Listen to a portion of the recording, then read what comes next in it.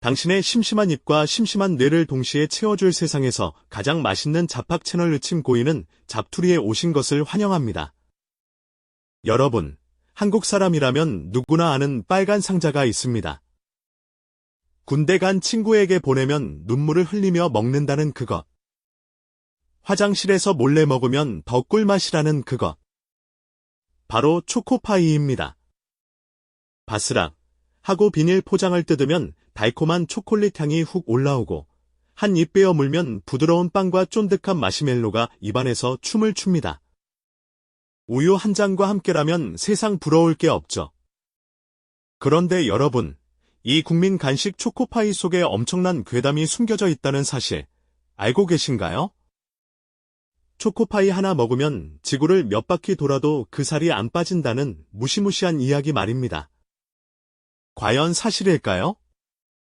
그리고 북한에서는 이 초코파이가 돈 대신 쓰이는 기적의 화폐였다는 사실. 러시아 사람들은 보드카만큼이나 초코파이를 사랑해서 대통령도 즐겨 먹는다는 사실까지. 단순한 과자가 아니라 국경을 넘고 이념을 넘어 전 세계인의 마음을 녹여버린 초코파이의 달콤하고도 끈적한 이야기를 20분 동안 아주 맛있게 들려드리겠습니다. 챕터 1. 미국에서 온 영감. 한국의 국민 간식이 되다. 초코파이의 시작은 1970년대로 거슬러 올라갑니다. 당시 한국 제과업계는 딱딱한 비스킷이나 사탕 정도를 만들던 시절이었습니다. 그런데 1970년대 초, 동양제과, 지금의 오리온, 연구원들이 미국 등 선진국을 견학하던 중 충격적인 과자를 발견합니다. 바로 미국의 의문파이, 문파이 였습니다. 비스킷 사이에 마시멜로를 끼우고 초콜릿을 입힌 과자였죠. 당시 연구원들은 이걸 먹어보고 무릎을 탁 쳤습니다. 이거다.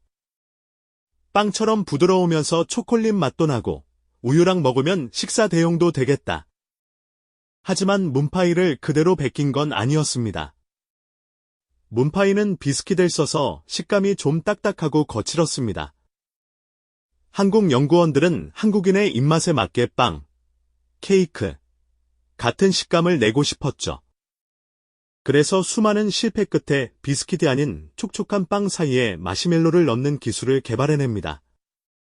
그렇게 1974년 4월, 드디어 전설의 오리온 초코파이가 세상에 나옵니다. 당시 가격은 50원. 짜장면 한 그릇이 150원 하던 시절이니 결코 싼 과자가 아니었습니다. 요즘으로 치면 프리미엄 디저트 카페의 마카롱 같은 존재였죠. 출시되자마자 반응은 폭발적이었습니다. 없어서 못 팔 정도였고 지방 도매상들은 트럭을 끌고 와서 공장 앞에서 밤을 새우며 물건을 기다렸습니다. 딱딱한 건빵이나 전병만 먹던 사람들에게 케이크처럼 부드러운 초코파이는 그야말로 문화 충격이었으니까요. 챕터 2. 말하지 않아도 알아요. 정. 마케팅의 신화. 초코파이가 단순히 맛있는 과자를 넘어 국민 과자가 된 결정적인 계기는 바로 1989년부터 시작된 정. 마케팅 덕분입니다. 그 유명한 키엠송 기억하시나요? 말하지 않아도 알아요. 눈빛만 보아도 알아. 이 광고가 나오기 전까지 초코파이는 그냥 맛있는 간식이었습니다. 하지만 오리온은 여기에 한국인 특유의 정서인 정을 입혔습니다.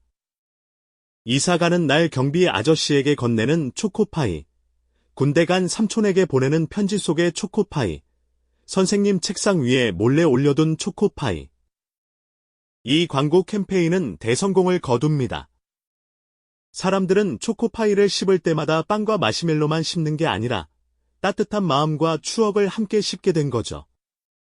재미있는 건 이 초코파이라는 이름 때문에 겪은 상표권 분쟁입니다. 오리온이 처음 만들었지만 롯데나 혜태, 크라운 등 다른 제과 업체들도 너도나도 초코파이라는 이름으로 제품을 출시했습니다. 오리온은 소송을 걸었지만 법원은 초코파이는 초콜릿이 발린 파이라는 뜻의 보통명사다라며 다른 회사들의 손을 들어줬습니다. 그래서 오리온은 차별화를 위해 포장지에 정, 이라는 한자를 큼지막하게 박아 넣게 된 겁니다.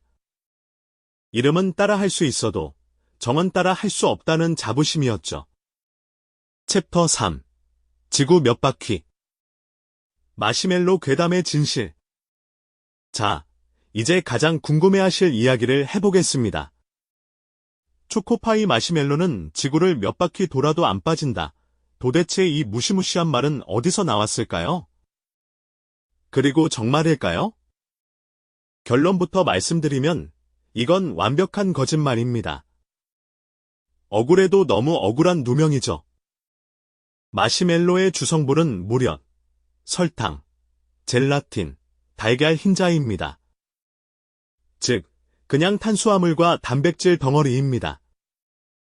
지방은 거의 없습니다.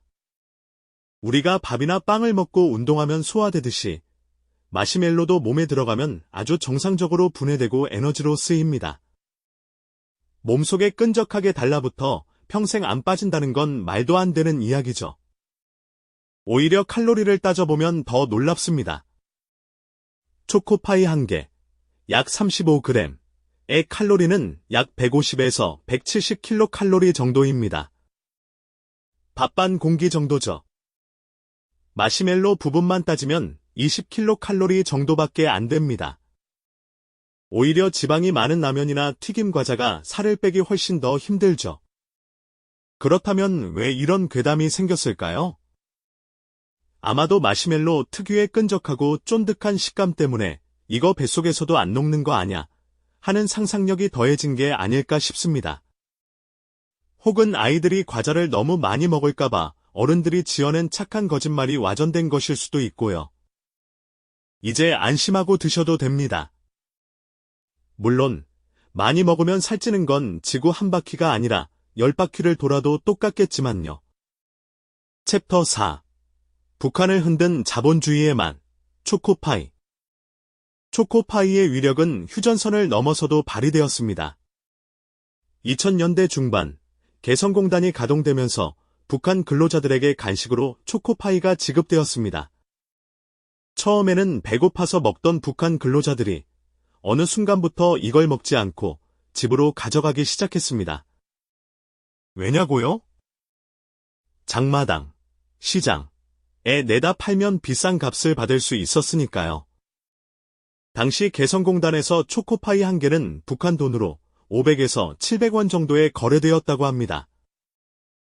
북한 근로자의 월급과 비교해 볼 때 엄청난 가치였습니다. 사실상 화폐 역할을 한 셈이죠. 심지어 초코파이 개가 생길 정도였습니다.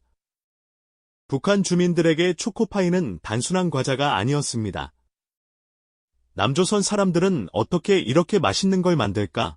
나만은 정말 잘 사는구나 라는 동경과 충격을 심어준 문화 폭탄이었습니다. 그 달콤함이 북한 주민들의 마음을 녹이고 체제 선전보다 더 강력하게 남한의 번영을 알린 것이죠. 나중에 북한 당국이 위기감을 느끼고 초코파이 반입을 금지하자 대신 겹단설기라는 짝퉁 초코파이를 만들기도 했지만 오리온의 그 맛을 따라갈 수는 없었다고 합니다. 챕터 5. 러시아의 국민 간식, 그리고 베트남의 제사상.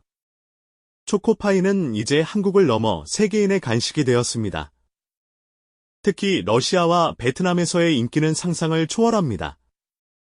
러시아 사람들은 차, 티를 정말 많이 마십니다.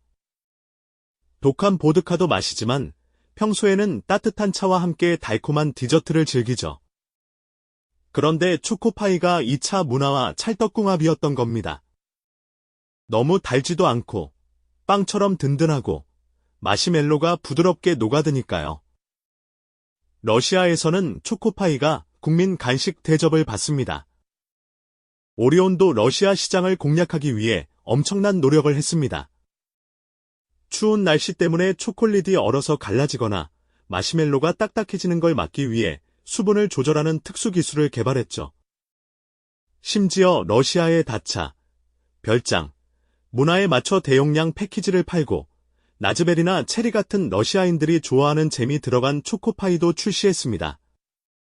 푸틴 대통령도 초코파이를 먹는 모습이 포착될 정도니 그 위상이 짐작되시죠?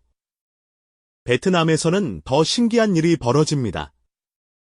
베트남 사람들은 조상에게 제사를 지낼 때 가장 귀하고 맛있는 음식을 올리는데 그 제사상에 초코파이가 올라갑니다. 한국의 정이라는 한자가 베트남의 정이라는 정서와 통했기 때문입니다. 베트남 사람들은 초코파이를 가족 간의 사랑, 존경을 표현하는 최고의 선물로 생각합니다. 결혼식 답례품으로 쓰이기도 하죠. 한국 과자가 남의 나라 조상님 밥상에 올라간다니 정말 대단하지 않나요? 챕터 6. 더 맛있게 먹는 법. 얼먹 vs 렌즈. 마지막으로 초코파이를 200%더 맛있게 즐기는 팁을 정리해드립니다. 여러분은 얼먹파인가요? 아니면 렌즈파인가요? 먼저 얼려 먹기. 초코파이를 냉동실에 꽁꽁 얼리면 초콜릿 코팅이 파삭하고 부서지면서 안에 있는 마시멜로가 쫀득하다 못해 꾸덕꾸덕한 식감으로 변합니다. 마치 고급 아이스크림 샌드를 먹는 느낌이죠. 여름철에는 무조건 얼먹이 진리입니다. 반대로 렌즈, 전자레인지. 포장을 뜯고 접시에 담아 전자레인지에 딱 10초에서 20초만 돌려보세요. 마시멜로가 부풀어 오르면서 치즈처럼 쭉 늘어나고 초콜릿과 빵이 따뜻하게 녹아내립니다. 이건 마치가 구운 브라운이나 퐁당 쇼콜라 같은 맛이 납니다. 우유랑 같이 먹으면 입안에서 살살 녹죠. 또 하나, 으깨 먹기. 군대 다녀오신 분들은 아실 겁니다. 봉지를 뜯지 않은 상태에서 손으로 마구 주물러서 떡처럼 만든 다음 한 입에 짜먹는 그 맛 모양은 좀 그렇지만 모든 재료가 한데 섞여서 엄청나게 진한 맛을 냅니다. 일명 똥파이라고도 불렸지만 맛 하나만큼은 보장합니다. 최근에는 바나나 맛, 수박 맛, 인절미 맛, 딸기 맛 등 다양한 변신을 시도하고 있습니다. 하지만 역시 튜닝의 끝은 순정이라고 빨간 상자의 오리지널 맛을 이기기는 쉽지 않아 보입니다. 클로징. 정을 나눈다는 것. 오늘의 침고이는 잡투리에서는 한국인의 영원한 소울푸드, 초코파이 이야기를 나눠봤습니다. 미국의 문파이를 보고 영감을 얻어 탄생했지만 한국인의 정을 담아 세계를 정복한 과자. 지구를 몇 바퀴 돌아야 한다는 억울한 누명 속에서도 꿋꿋하게 우리 곁을 지켜온 달콤한 친구. 어쩌면 우리가 초코파이를 좋아하는 이유는 그 맛 때문만이 아니라 누군가에게 마음을 전할 때 쑥스러운 말 대신 건넬 수 있었던 그 정 때문이 아닐까 싶습니다. 오늘 퇴근길, 편의점에 들러 빨간 상자 하나 사보는 건 어떨까요? 전자레인지에 살짝 돌려 따뜻하게 먹으며 오늘 하루 고생한 나에게 달콤한 정을 선물해 보시기 바랍니다. 오늘 영상이 맛있으셨다면 구독과 좋아요로 리필해 주시는 것 잊지 마세요.